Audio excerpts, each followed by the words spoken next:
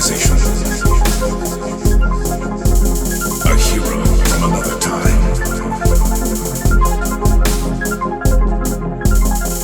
On the starship Andromeda, hope lives again.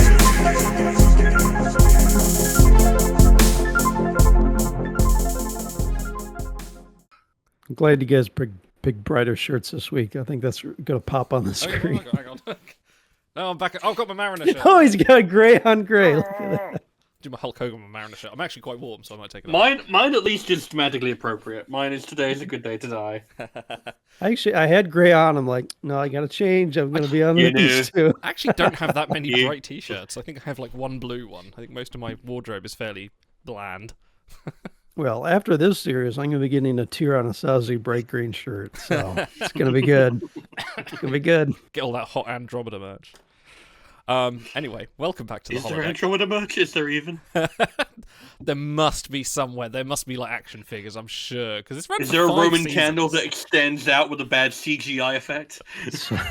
In Sorbo's basement, he's got the whole collection. Literally all of them. I love. There's a good sketch in the Mitchell Web where someone comes up to interview someone and says, "So what are you into?" "I'm into Dune." It's like, "Oh right, do you have merchandise?" "Yes, I have all the Dune merchandise." "Oh, what? Every single piece?" "No, you misunderstand. I have all of it. There is none out for everyone else. I have it all." It's very good. It is for me and no one else. Yeah, exactly.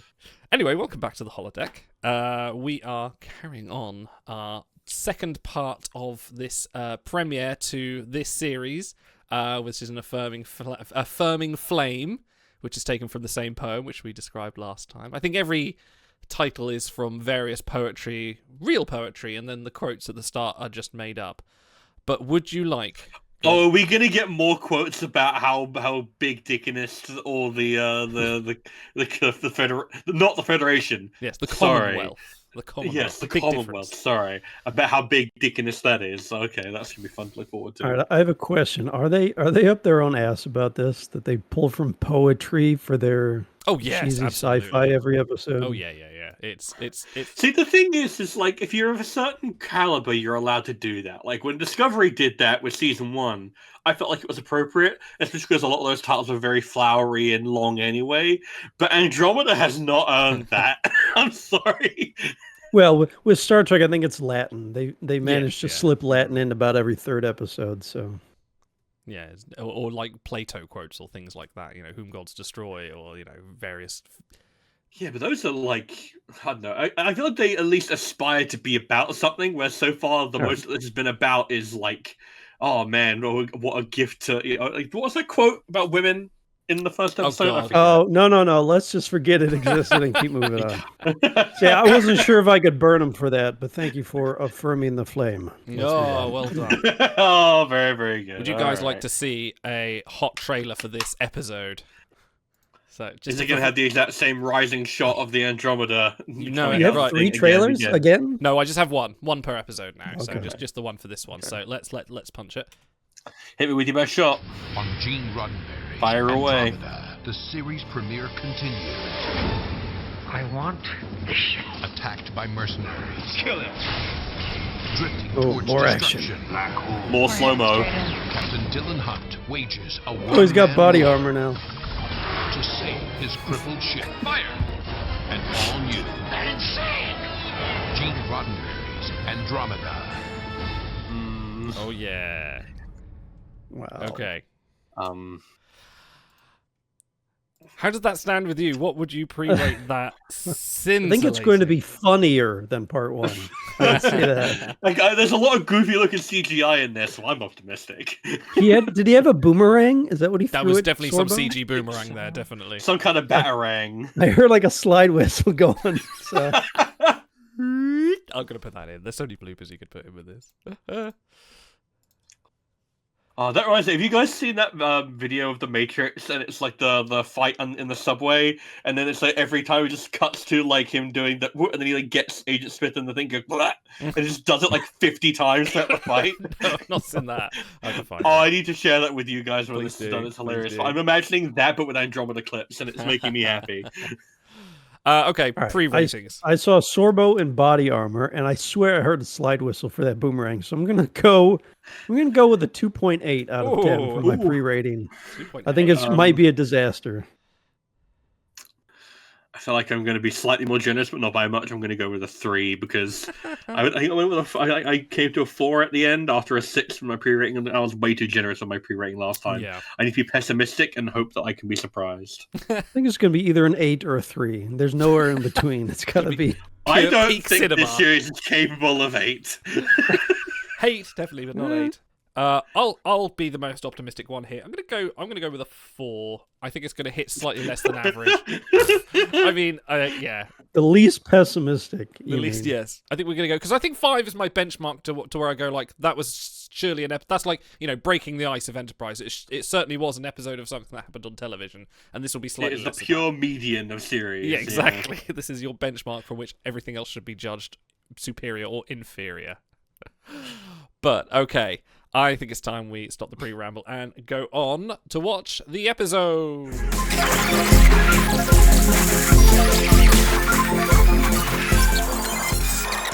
Welcome. Right, okay, we've just watched that.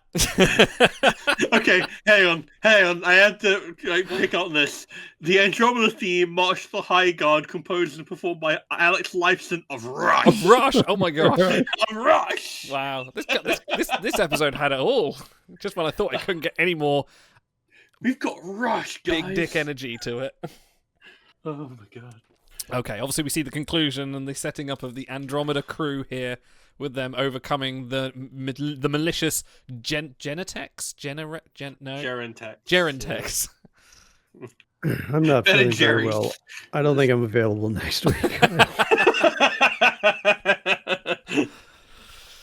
Bring you all the best stuff. Okay. Yeah, let's start there. Gerentex, which sounds like some kind of prescription rash medication. Easily the worst bad guy name in my memory.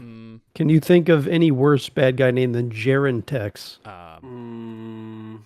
No, I don't know. Which Geritol is also like old person medication, so it's slightly reminiscent of I mean, that. It's terrible Matrix name. and Commando's pretty bad.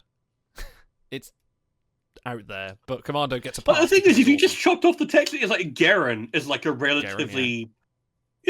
I'm sure there's a character in Mass Effect called that who was a halfway decent mid-tier bad guy. Like I'm sure that's the thing. But like Garen Tex, it's just not intimidating. At this all. is the- Futuristic. This is the D-Generation X 2000s tipped hair kind of attitude. Everything's got to have a Tex on the end, or a Sazi, or it's got right. Okay, I haven't got any fun facts this week other than this I was bet. yeah. Other than this was directed by Brenton Spencer, who did 8 episodes of 21 Jump Street, 28 episodes of Stargate Atlantis as the director of photography, and 58 episodes of The Flash as the director of photography. So yeah, with someone that's not really big on directing, and you can probably tell, but. I didn't do a count, but how many one-liners do you think Kevin Sorbo spouted out during this episode? There was at least 15 in Just there. to There was a himself. lot. Like, you know what? That's one of the things that kind of annoys me about the characterization of Hunt is that, like, the High Guard are meant to be this ultra honorable, Call him ultra Dylan. charismatic. I'm not calling him Dylan. I'm barely restraining from calling him cunt. They're meant to be these ultra honorable, ultra idealistic, ultra intelligent, just like Renaissance men who are like the people of the old era who will be like civilizing force, and then they're like dropping one-liners. And I feel like you can have one of these or the other. The whole episode, he just felt like he was just like bored. This is like his normal day's work. Like, I know this I was. again. Oh god, it's the Nietzscheans and an android. What? Oh, fine, I'll put them in the cryopod. He just did not seem to literally be invested until like right at the end. Was like, you guys want to join the crew? Got an idea. I'm kind of lonely. Yeah. The purple. I think a lot of characters and a lot of writing seems to think that a tenet of being cool means you have to be like aloof and not invested in things. And that's not at all true. There's a lot of characters who really care, who really give a damn. And they're super cool too. And you buy in because they buy in. And it just, I don't know. It feels like he has plot armor and not that shitty foam armor that he actually puts on it. It feels like he knows he's never going to lose, so he can afford to take it easy and be real He'll never laid die back alone. and everything. And yeah, There were definitely lots of like Kirkisms in this characterization, but taken out of context, like just pasted on generic action man, as opposed to like. I know that the thing is, like with Kirk, is that like Kirk at least had like identifying qualities that That's what I made mean, him seem yeah. a little bit more than like a caricature. Like there is a caricature of Kirk, right? But he is a romantic, and I don't just mean in terms of like amorous. I mean like in terms of he had a very romantic view of the universe and of space travel and of like what life should be like. That's Yeah. why he made so many speeches, because he had like a inflated sense of what life could be like. And it's like, if I asked Dylan Hunt what he thought life was like, he'd probably be like, "It's So pretty young. cool." Oh no! I think that's going to be Oh, everyone's no. bread this week, isn't it? It's just like looking at your comp panel of a young girl just going, "So young." It's just the way he said it as well. It just does not come across very well. But no, yeah, you're right. I do agree with you. Like, yeah, but it feels like they've taken all like the characteristics of what someone thinks Kirk is. Like, say they watched Star Trek when they were young, then went and read a load of like memes and jokes about him, and then went, right, that's my attitude of Kirk, and I think that somehow becomes Dylan Hunt. Yeah. But maybe a bit more fed up with his job. He doesn't seem like he's very happy in his job. You know, it's not that he's like, okay, he's been stranded like 300 odd years in the future. So, you know, but he seems like more annoyed than desperate or frustrated or determined. He's just very... So the one-liners are part of the problem, but he's too comfortable. His life should have just been flipped upside down. His entire crew is gone. His first officer betrayed him. He's out of time, so he'll never see family and friends again.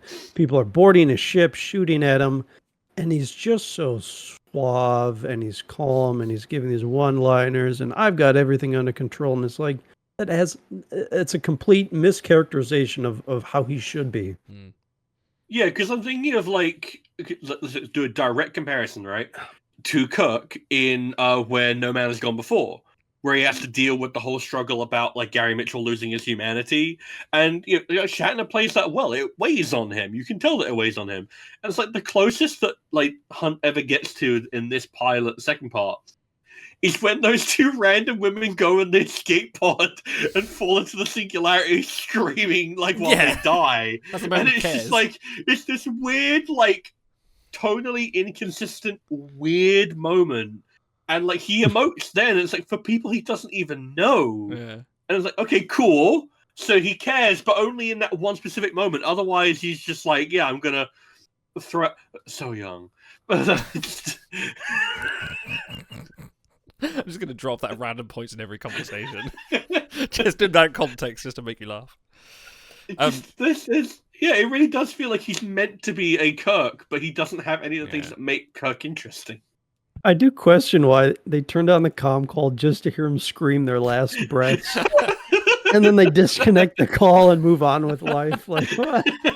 Well, they weren't important enough to get names, so who cares, really?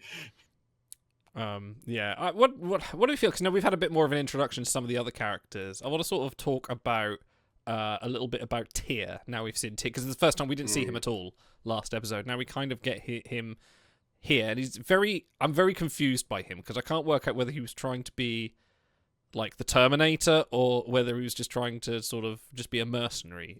It was an odd mix. He's meant to be some kind of weird fusion between Spock and Worf, I guess, where it's like he has that warrior spirit, but he's also like more detached. Like you don't really see him get angry, like anything.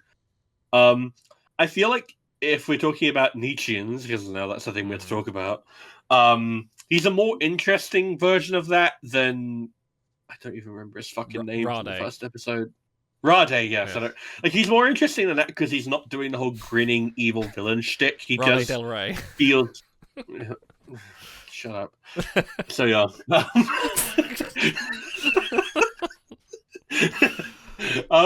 He's more interesting than Rade was, but it's like it still just feels very tropey, and the fact that like they've gone even beyond the point which I said last week, where it was so on the nose, it's hitting me on the nose. Now they have reached inside my nose and they're plucking the nose hairs out of the nostrils by literally having them quote Nietzsche at each other. to make this all seem a lot deeper than it is. Yeah, there was that. I think that was the turning point for Tyr at the end, and he was because at one point he's like, "Oh, I'm going to hunt down and kill them," and then he didn't even seem to like object when people were turning against his employer, the Rat Man. He turned around on that real quick. Yeah, and he was just like, "Okay, we're all falling into a black hole," and then at the end, Dylan's just like, "I'm quoting some Nietzsche at you," and he's like, "Ah, you are well. I see you have read your Nietzsche." Maybe you But is enjoy your a staff as succulent- big as mine? Yes. Actually, I didn't mind Tyr, and probably a lot of it is because all the other characters suck, in my opinion. Yeah. But he does, is another wrestling term, he's a tweener. You don't know if he's going to be a good guy or a bad guy, somewhere in between. And that's a fine space to exist in for a stretch of time. There's also like the intimation, because he's big and has big muscles, that he's dumb. But he kind of subverts that expectation a little bit. And maybe that's why they gave him the quote. I think he's the one that read that quote. But I don't mind him, because there's enough mystery there. There's enough restraint that when he does something, you're going to pay attention, I think. Yeah, it's one of those things where it's like they so far the rest of the crew are like okay. You can pretty clearly tell what character archetypes they fall into and what they're going to do. He's got like you say, he's got a little bit more mystery to him. Of all the crew, he's the one who feels like he's the closest to being a match for Hunt, like in terms of like physical prowess and in terms of intellectual capability. And like having a Kirk Spock ideals, dynamic but almost, not to a keep little doing bit, Star Trek yeah. references, but I feel that's what we know. Well, it's inevitable. Like, guess what? We'll start doing the Star Trek references when the series starts inviting them. Yeah, no, I agree. He's probably the most interesting of the cast. But it's such a weird show. I don't. What about Rev Bem? I like him. Yeah, he seems to be like the wise man religious. You sort of get a little bit more of bit of belief in there, but I don't know, and a mad spitting attack as well. Just right at the end there, just pretty much. But I do like that they went to the effort of clarifying, no, he'll be fine. It was literally just like a non-lethal thing, which, like, I appreciate that they're continuing to develop him as a character who is, you are told about the Magog in the first part of the episode as like this awful. They're basically the Reavers from like Firefly. Yeah. And then the first one you actually meet is a relatively nice dude who doesn't kill anyone in combat, is very remorseful when someone dies. That's definitely a trope and is like religious. Well, yeah, it is, but like, guess what? That's one of those tropes I don't mind, because it's like it's hard to screw that trope up because it encourages deeper thought of people are more than the sum of their race or the sum of like what you perceive them to be. You know, that's at least like something that's got something going on to it. Whereas a lot of the other tropes that we pick on here, we pick on them because they're lazy. Because it means that I can literally predict what the next few lines of dialogue are going to be. Because you're hitting every single note. Like, I'm in. Like, just... Yeah. That whole... Just move on to Harper quickly. Sorry, Rev... They give him this, like, funeral rites scene after Trans dies. Which, to borrow another line from Star Trek, seemed circumstantially inappropriate. Like, I get if you wanted to do that to broaden out the character or the race, but it seemed kind of weird to do it, like, at that moment, with everyone standing around. Half the people there want them to, like, get their job done, and they're concerned with what Dylan's going to do next. It just seemed an odd moment to be like, oh, here's a look at the Magog and what they believe. It was, I don't know, the timing seemed odd to me. Well, there was also that moment where, like, they have the whole, like, oh, man, Trans, wasn't she great moment? And it's just like, it feels like an odd moment to place that. Like, it just feels like kind of unearned in a second episode. Yeah, this needs to be, like, 10th or 11th or something. You've got to know, like, because we know they've worked together, but we don't know for how long. We know she's new. Yeah, they're kind of like, we'll call it Tasha timing. When they get to about 2/3 through the way, season one, then they can kill someone off. I'm writing that one down. Like, at least in this instance, it does add toward like the mystery, because like Harper's like, oh yeah, she does this kind of thing all the time. Not quite this, but something close. So at least it sets up the mystery in that respect. But yeah, it was ill-timed and weird to place in that. I wasn't quite sure what they were going for there. Going over to Harper quickly, still annoying. But I just want to shout. Not much to talk about him, but I just want to talk about the Matrix hacking scene that just came out of nowhere for some reason and achieved nothing. He kind of just sort of, went in, rolled his eyes back in their head, and then got a giant Romy fetish, and then got blown out, literally. Yeah. Sorry, that sucked out. That's it. That was the scene. Yeah, and that's it. And then you got Becca. I feel like we didn't really get any more of Becca here, other than she is also a hard. It's just kind of a generic, like tough and no nonsense female character who has a little bit something to prove and is very protective of her share. Like I've seen this character trope a million times. It's not unique. I would have liked to seen her a little bit more serious. Mm. I don't know. She's a lot of people have one-liners, or Tyr is like the most cut and dry, no nonsense. Everyone else has little jokes. I guess Rev is the same way too, but everyone else has little jokes and little one-liners they have to get in. And if Valentine is supposed to be leading that group, I feel like maybe she should be a little more assertive and in command, and because they are supposedly in a dangerous situation, even though they don't always treat it that way. So I think a little more hand on the reins would have been good. Yeah, can we talk about the fact that like they're falling into a black hole for like what feels like the majority of the episode, and like they don't do anything to make you feel like they're actually falling into a black hole? Like it's still the same studio lighting. No one's running anywhere. There's no like, oh man, we've got a decompression on deck 12 or whatever. It's just like, this is a problem, and but it's like, don't worry about it. When the plot says it's a problem. Tyr killed all the robots, all the strangely attractive robots. Like, why would they do that? So they have 40 bombs that can blow up a black hole, but the ship can survive that explosion despite being right next to it. Yeah, don't think about it. So the ship is stronger than a black hole in canon. I feel like a lot of these, a lot of this episode it just comes down to don't think about it too much. Like it's playing for action to just go like cool moment, another cool moment. Look at this cool moment. Like Hunt took out an android with his bare hands and a stick. He managed to dodge all of Tyr's weird spinny CG boomerang things that seemed far too volatile to be safe to use. Well, we're going to talk about the fact that he has like curving bullets that turn into weird shitty CGI pyrotechnics. The boomerangs, yeah, just I don't like. I understand that like you want to do like futuristic weaponry, but like it needs to be earned. It needs to be earned, and also needs to be cool and explained a little bit as well. Like there's always the trope of like, oh, we're giving you the new phase pistol, sir. Oh wow, they have a stun and a kill setting. Wow, you flip it here, and you kind of go like, oh right, cool. There's Chekhov's gun. We didn't even have Chekhov's gun here. We just had the gun. There was no foreshadowing. It's just like, go.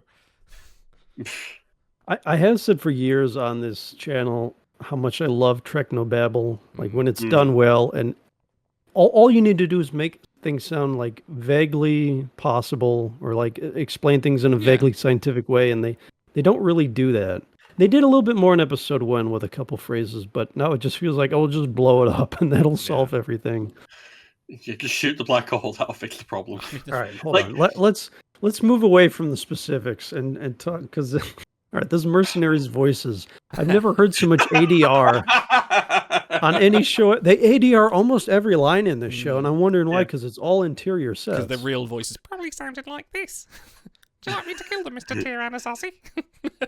Yeah, no, there must have been some kind of, like, they must have hated those voices, because, like, so, eventually when I get my time around, we're going to do Bond talks, right? And there are entire movies where entire main characters are ADR'd, and you cannot tell.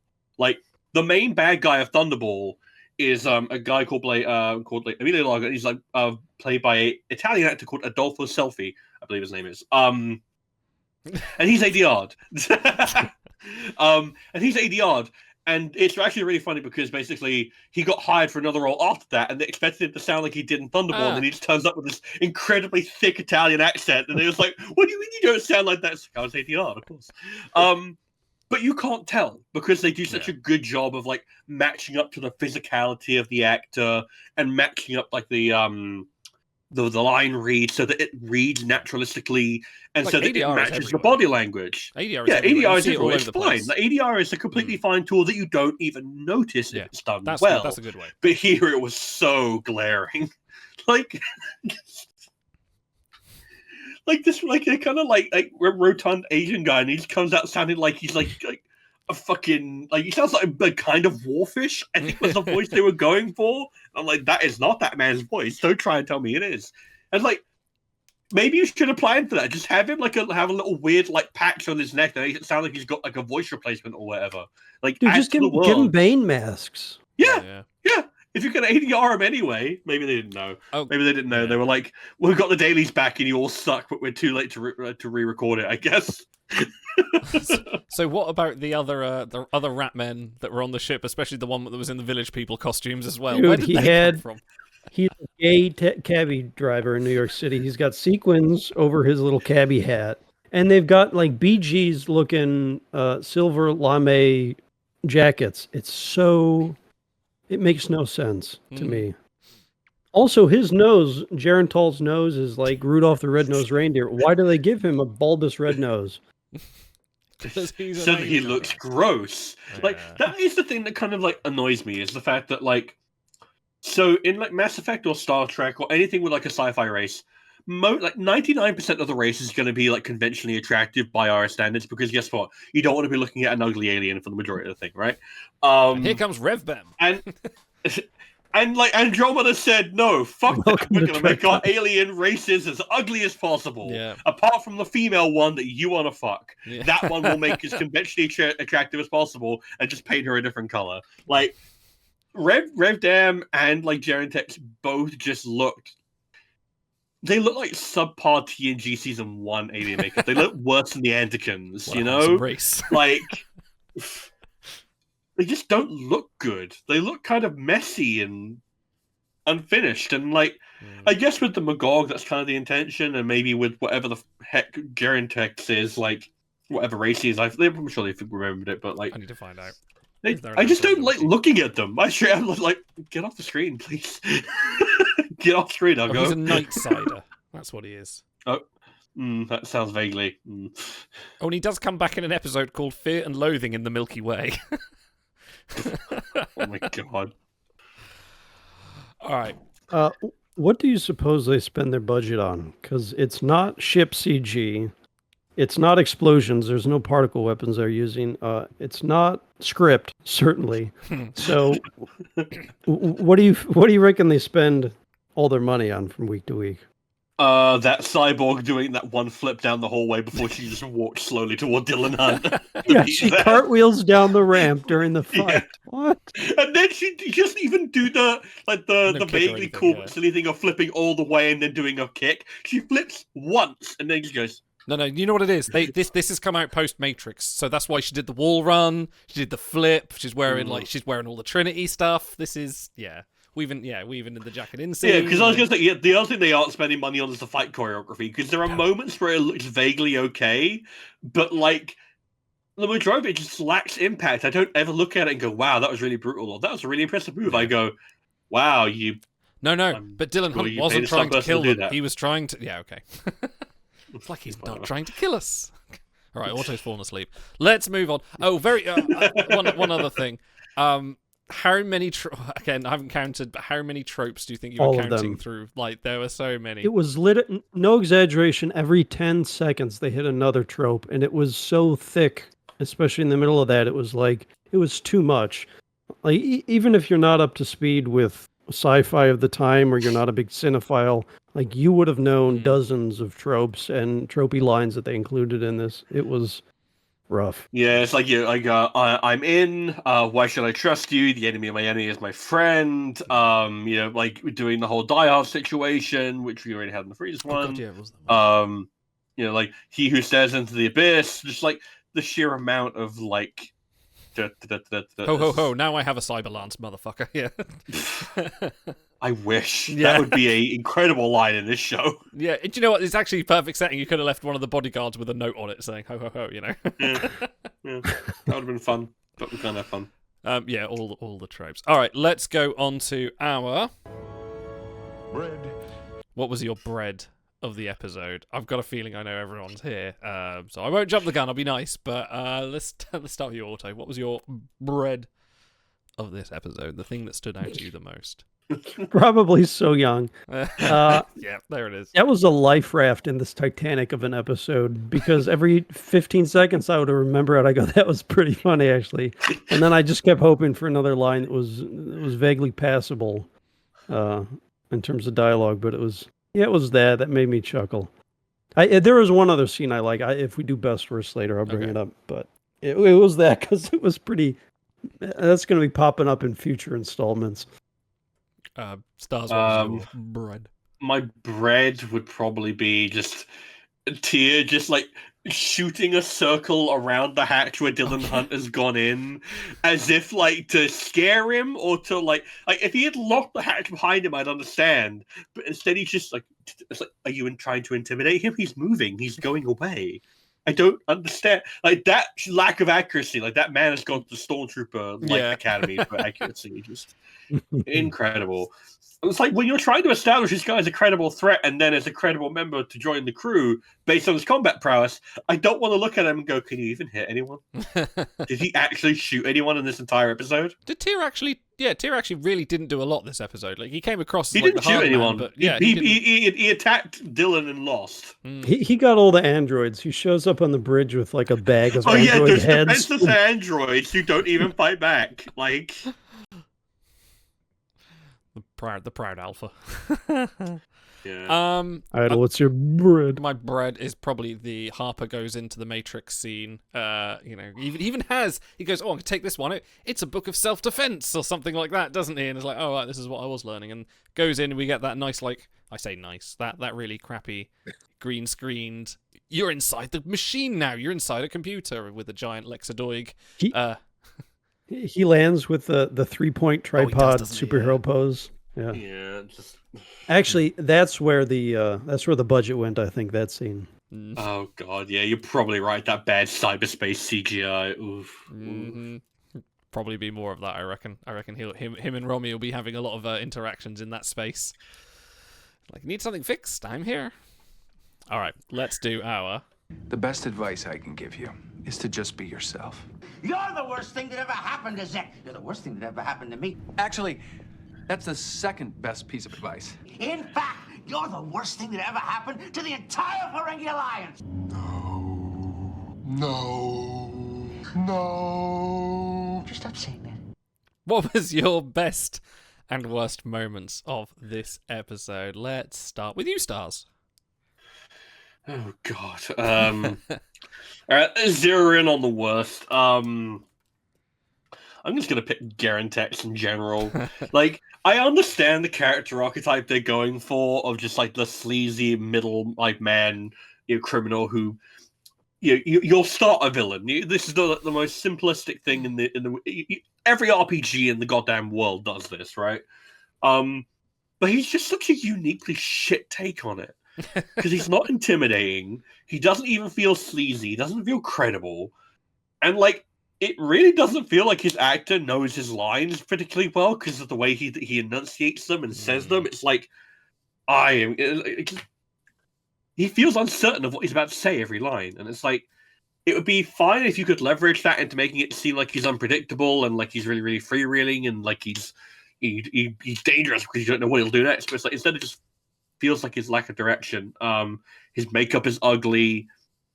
His like design is meant to make you think of like sleazy car salesman, but it's like it's just too much. Like Quark is a decent like take it a sci-fi version of used car salesman, but I at least look at him and I go get off my screen. You know, like there's a degree of charm to him. There's a degree of like I want him on screen because he's charming. Like this guy has no charm. There's no charisma. There's no je ne sais quoi, that I just want him away. He's just a boring, lame asshole I want away. And your best? I feel like they could have done. You remember TNG season 7 episode Gambit? It was a 2-parter. Yes. Picard goes undercover, try to uncover some Romulan plot. Okay, the bad guy in there, Baran, he has this little control panel. With like torture devices wired into them, so if they don't behave, he gives them a zap. They could have given Gerental something like that.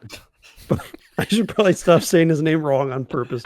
It's bad enough on its own. They could have given him something like that, where they finally like overcome it or break it, and then he's vulnerable, and they get their moment of overcoming the bad guy. That would have at least added some kind of tension dynamic. Like if they don't listen to him, he'll just zap them. Yeah, no, I absolutely agree. Because like he's the one who shoots Trance in the end. It doesn't really feel earned. Like that feels like they should have gone to like one of the other Nietzschean mercenaries or something like that. Because it's like it doesn't feel like the kind of thing he would do himself. Yeah, he doesn't feel get like his a mis- hands dirty. Yeah, like why would he? What's the point? Like he's the one who's spending all the money. Why would he? Like he paid for the mercenaries. Why aren't the mercenaries doing anything? In terms of best, oh boy, slim pickings. There's got to be something. There was stuff in here I enjoyed, I'm sure.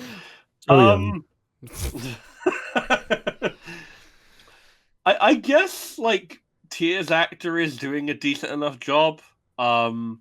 He comes across as though he is doing unemotional, composed, and methodical, as opposed to I'm a bad actor, which was what Rade felt like in the first episode. It probably helps that he's not doing dabs with arm spikes, which like really didn't help his credibility. Like, even though he's a Nietzschean, he isn't doing the dumb arm spike bullshit. Like, it immediately makes him so much more cool and more intimidating because it's like, no, that guy looks like a credible physical threat.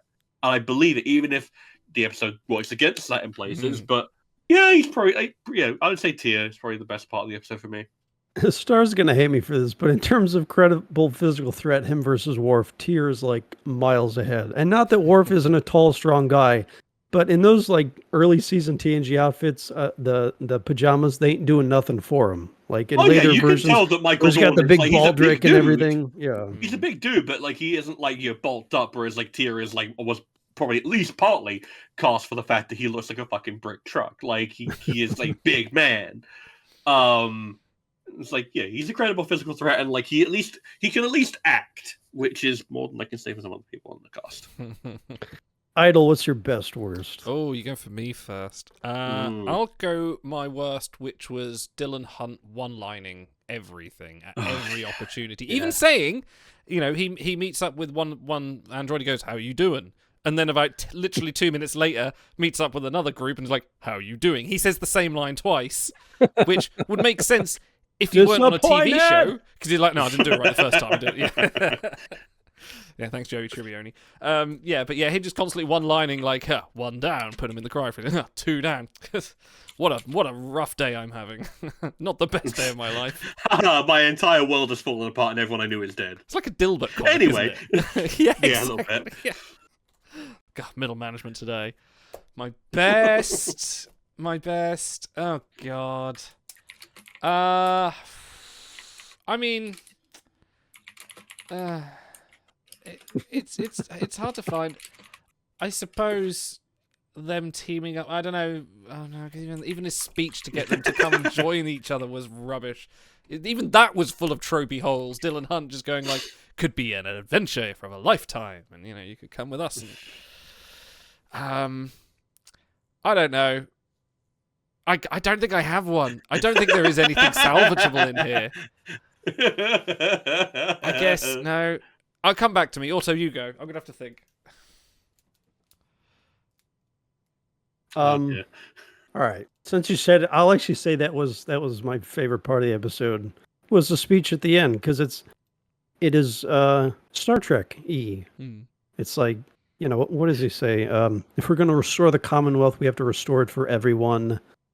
Like, I do like that there's some hints of, because I said last week, the fact that he's this white meat baby face, like he's always going to try to do the right thing. I do enjoy, like, we have enough cynicism out there, including what we're spewing right now, that it's like, it's nice to just try to buy into a good guy and throw in behind him. So I thought that was fine. It was a bad episode, so that was the best it got. My worst, and there are so many, but I'm just going to pick one. Why does the computer need Nova activation codes from 3 people that aren't even a member of the crew? Like, did they swear them in as officers and then give him the activation codes and then ask them to repeat the codes to the computer? Is that how it worked to fire the bombs? Why can't he just press the button and fire the Nova bombs? That made no sense. It's not as dramatic without the. Yes, that was one of many tropes that it's like, go away. Okay, I think do you have a best yet? I do. I think I do. I kind of enjoyed the conversation between Harper and Gerontex, whatever his name is, where he's presenting the bill. Disinfecting you. Yeah, he's presenting the bill. It's like, here's my bill for work, and he just kind of circles around him and tells about all the thrones he had to spend. Thrones being the currency. I suppose that was kind of funny, even if it was non-serviceable at any point, but it was just another. And Harper's just being really casual. Like, he's on a ship with a known, like, psychopath dealer with all his friends are over on the other ship, and he's just like, right, off to work we go. By the way, here's my bill. Oh yeah, an AI has invaded the ship. Maybe that's my words. But that's part of the That reason why really Jerry didn't go anywhere, did it?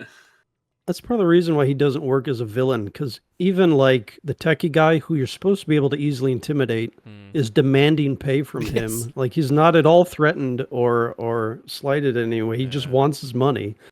So, yeah. Yeah, okay. Let's workshop a new segment, because we spoke about this last time. We need something that fits this particular series. And I think we'll go with... Killed while trying to escape. Damn clever, if you ask me. It's a classic. That's what they wanted. Who wanted us killed? Since you're all stealing tropes anyway, why not let you? His name is... Oh, no. Son of a... So yes, thank you to the Rurapenthe Commandant there for giving us a segue. What other trope from another series do you think would have actually, and probably will be, put in Andromeda somewhere that would fit the tenor of this episode? I'm gonna free for all it here, guys. So what could they have brought in? What don't you think they've tapped? Because there were a lot in this episode. All right, I'm just going to go off the wall here, and you guys will probably appreciate it. I don't know if everyone will. Like, when they're going down the hallway blowing up androids or whatever, I want to see some of those flaming fireballs from the Doom game just like floating through the halls and Tears like blasting them away or something. Just random like putties from Power Rangers just like flailing in the air as Tear blows them away. Something to make them look like, Yeah, you know, we a definitely decent needed, threat. Yeah. Just more baddies in the corridor, I think. We're mowing them down. All right, I've got two. My first one is we had like the stinger for the end of the first part of the pilot was Tia stepping out and doing the cool hero pose, well, not hero, but kind of like intimidating pose, right? Yeah, the flex. We should have had the aliens like knife trick, like just to like further show, because he does the whole knife flippy thing. Yeah. It's like, Yeah. guess what? If you're at least going to the effort of doing the knife trick, then that's like you put a bit of work into that. That required effort. And I know that's a fun, cool trope that hurts nobody. Actually, if he's like holding one of the androids' heads and just sharpening his knife across it, and you see little like, sparks coming nice. off. It's mine now. That would have been good, totally. actually. That would, yeah. Yeah.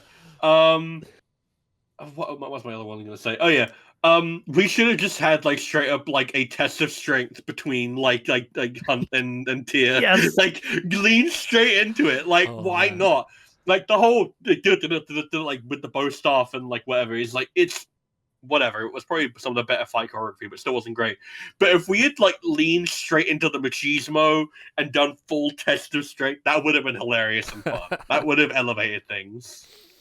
Okay, I've got one. I think because Tia came with, a group of badass commandos, including a Vasquez attempt with the android, Yes, I think it we was an definitely could have attempt. done like a crew bonding scene where, like in Aliens, where they're all like, comparing their guns and everything. Is like, I'm more than a man than you are. That kind of, definite parallels to Aliens. Like, because they do that. That's happened in lots of other things. I mean, that kind of crew bonding over various machismo things in the cafeteria halls is done in many places. But I feel like the Alien one is Aliens even, I should say, is probably the. By the way, It's the codifier, yeah. I'm going to reserve this now. At one point, I will say, Tyr and Hunt going, Dylan, you son of a bitch! Like, Oh, there it is. I'm reserving it now because it's That's going gotta to be come up done. sooner or later. That's got to be Yeah. done. Yeah. That's Valid. yeah. You called it. It's yours.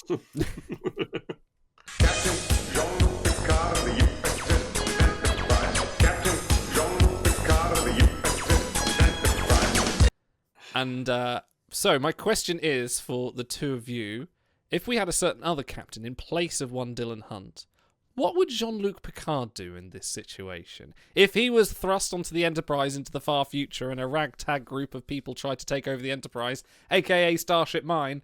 Starship Mine, yeah. Yeah, what would Picard do? But how would he approach the crew if, by the end of it?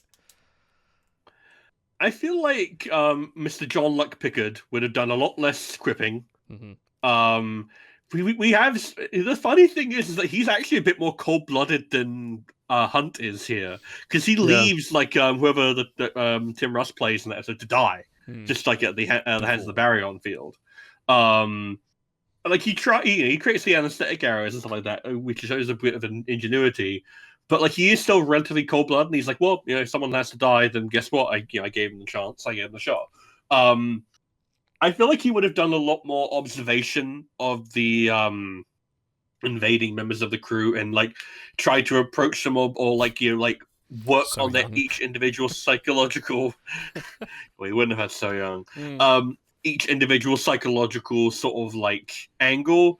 Like you might have like tried to appeal to Harper by saying, by the way, that disease you've got will eat you to the bone, and then you could follow that up on later with the Andromeda extrapolating on that, and just like showing them why the Commonwealth is so much better and why it's worthwhile, so that when you have the big speech at the end, it feels earned. Like it's not just it's an ideal. It's like, no, there are tangible benefits to being part of the Commonwealth, and these are some things I can share with you. And if I share them with you, maybe you'll start to see. Like that's kind of like the follow through of the Federation promise is, guess what? It's not just I won't stab you in the back. It's also a case of I give you things. That's how I think Picard probably would have approached it. How about you, Otto? How do you think Picard would have?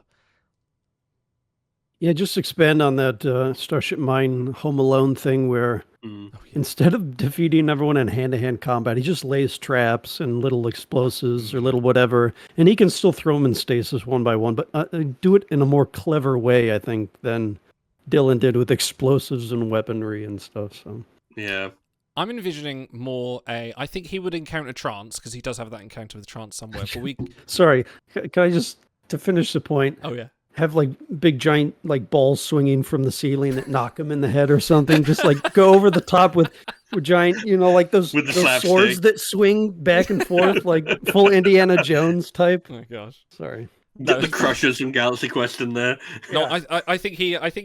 This episode was badly written. Yeah, it was. It genuinely was. I think. No, he encounters Trance in the corridor, same way he does, but we have a bit of a Lily situation from First Contact. Like, he, takes her around the ship and comes to, like... Actually, that could be the point where he shows her the tree.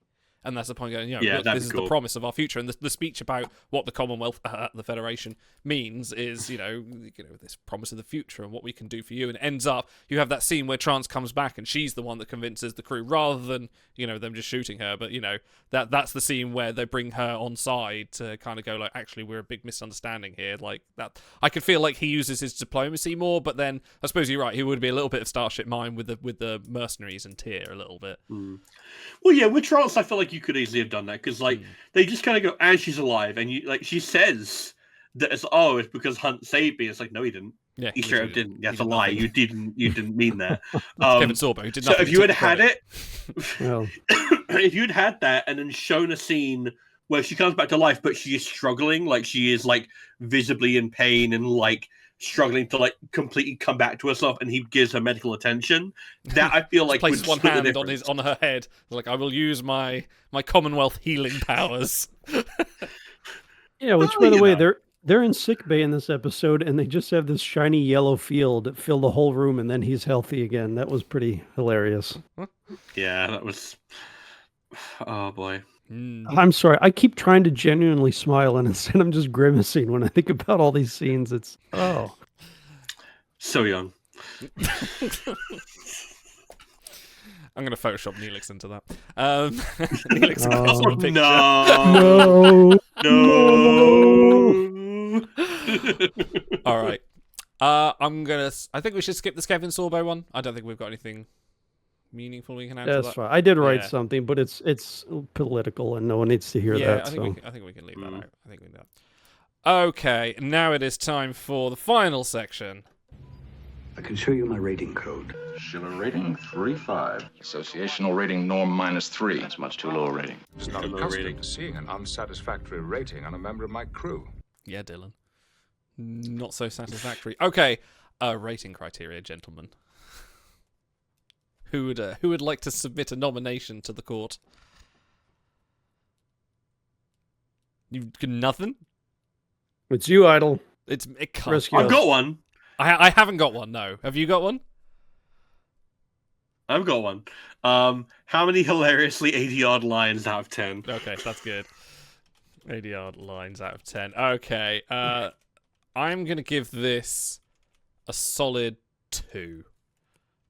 I went A solid 2. a firm 2. I started off at a 4. I've halved it. This was possibly one of the worst episodes of television I've watched that's science fiction based. I'm struggling, and we've watched some bad Star Trek. Even bad Star Trek has fairly good points about it. Would I rate Code of Honor above this or not? I'm not sure.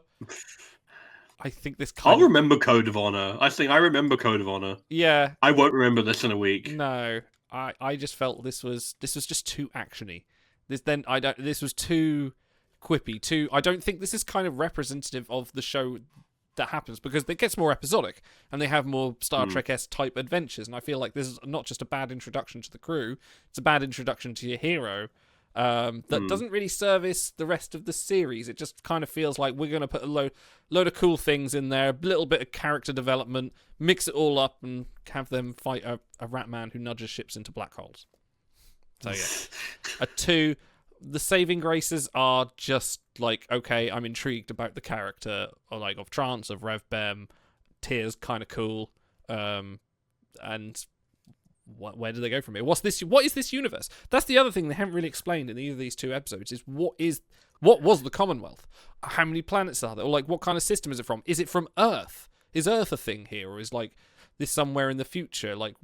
I'm not getting a lot of world building, even through incidental dialogue or anything like that from these 2 episodes. Do you think about the fact that we have literally only been on 2 starships in this entire pilot? Yeah. We have not seen we've not been on a planet. No. We've not been anywhere other than 2 ships. No. We know about the Commonwealth and we know about the Nietzscheans. That's about it. Which, that's odd, because normally they go big budget for pilots to try to hook people, and these have felt like a bottle episode, like they're trying to save money right off the bat. Yeah, even though it probably cost them a lot of whatever little budget they had, weirdly enough. It's probably going to be like a tapestry in a few episodes' time where they really spent all their money. Oh, God. Okay, go stars. What was your rating? How many hilariously... Sorry, I gave it 2 hilariously 80-yard lines out of 10. I think I'm gonna just hit with what I came out with, 3 out of 10, hilariously 80-yard lines. It wasn't. There was nothing as outright as offensive as that whole line about a woman is the gift of a child or whatever. There was no massive Roddenberryism that made me go, oh my god.